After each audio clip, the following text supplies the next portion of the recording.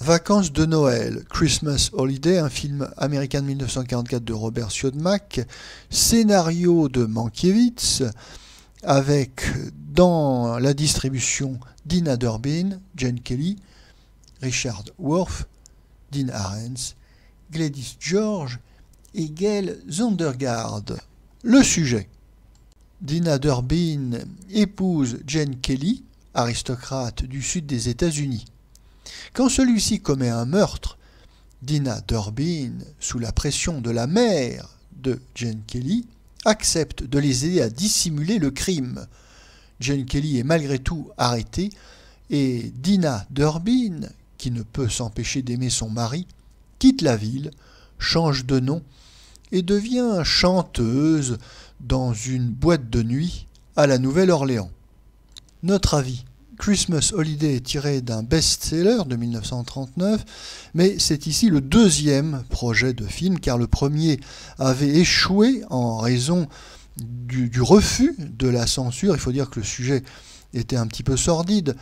Cette histoire est en réalité celle d'une prostituée et de ses amours tumultueux. Le projet sera finalement repris par Robert Siodmak, qui débute alors sa carrière américaine. Robert Siodmak, c'est l'un des futurs maîtres du film noir. Alors, celui-ci, Christmas Holiday, n'est pas à la hauteur, bien sûr, de son chef-d'œuvre, Les Tueurs, en 1946, avec Burt Lancaster, mais malgré tout, on y retrouve sa patte, et c'est un film noir de très bonne tenue.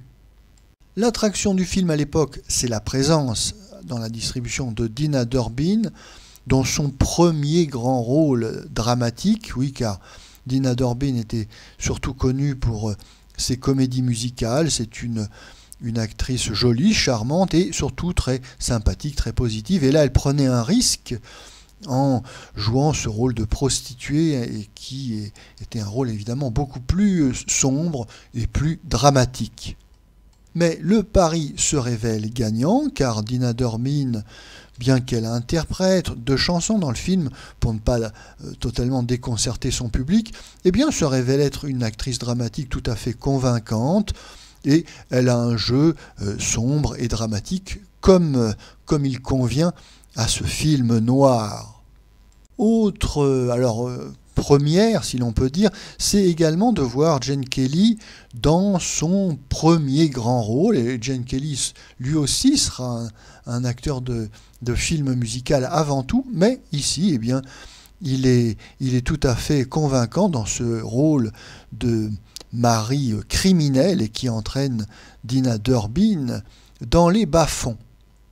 Les amateurs de films noirs ne seront donc pas déçus par The Christmas Holiday de Robert Siodmak, même si, comme je le disais, bien sûr, on n'atteint pas le chef-d'œuvre que sera en 1946 The Killers.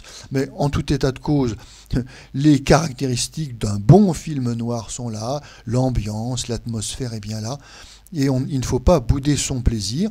Comme d'ailleurs ça sera le cas à la sortie commerciale du film, ce film connaîtra un succès populaire mérité.